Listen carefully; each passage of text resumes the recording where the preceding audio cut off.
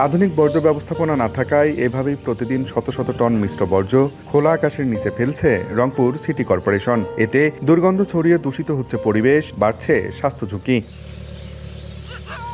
অথচ পচনশীল বর্জ্য প্রক্রিয়াজাত করে জৈব সার উৎপাদনের জন্য 2 কোটি টাকা ব্যয়ে 2016 সালে নগরীর নাসনিয়া এলাকায় নির্মাণ করা হয় একটি আধুনিক প্ল্যান্ট। তবে দীর্ঘ 1 দশকে 3 দফা উদ্যোগ নিয়েও চালু না হওয়ায় পরিত্যক্ত হয়ে পড়ে আছে প্ল্যান্টটি। অনেকদিন থেকে পড়ে আছে, কেউ আসতেছেও না, প্ল্যানটা নিচ্ছেও না। ময়লা ফেলার জায়গা নেই, বাসা বাড়ি ময়লা অনেক, খালি গড্ডে ফেলে দেয়, মানা করলেও শোনে না মানুষ। প্রায় 500-600 একর জমি আমাদের এই পলিথিনের কারণে, বর্জ্যের কারণে নষ্ট হয়। আশেপাশের যে জমিগুলো, এগুলোতে প্রচুর পরিমাণে আবাদ হইতো, এই আবাদগুলো এখন টোটালি বন্ধ হয়ে গেছে। তবে সিটি প্রশাসক জানিয়েছে প্ল্যান্টটি পুনরায় চালুর উদ্যোগ নেওয়া হয়েছে।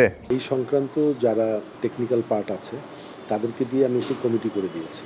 তো আমাদের সেই কমিটি কাজ করছে। আমি প্রত্যাশা করছি যে খুব অল্প সময়ের মধ্যে ওনারা আমাকে একটি রিপোর্ট দিবে।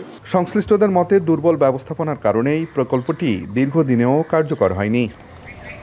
একদিকে সার উৎপাদন, অন্যদিকে পরিবেশ বান্ধব নগরী গড়ার লক্ষ্য নিয়ে 2016 সালে নির্মাণ করা হয় এই জৈব সার প্ল্যান্টটি। তবে দীর্ঘ 10 বছরে সচল না হওয়ায় এখন নগরবাসীর মনে সংশয়, এটি আসলেই সচল হবে তো? আব্দুর রশিদ জীবন, সময় সংবাদ, রংপুর।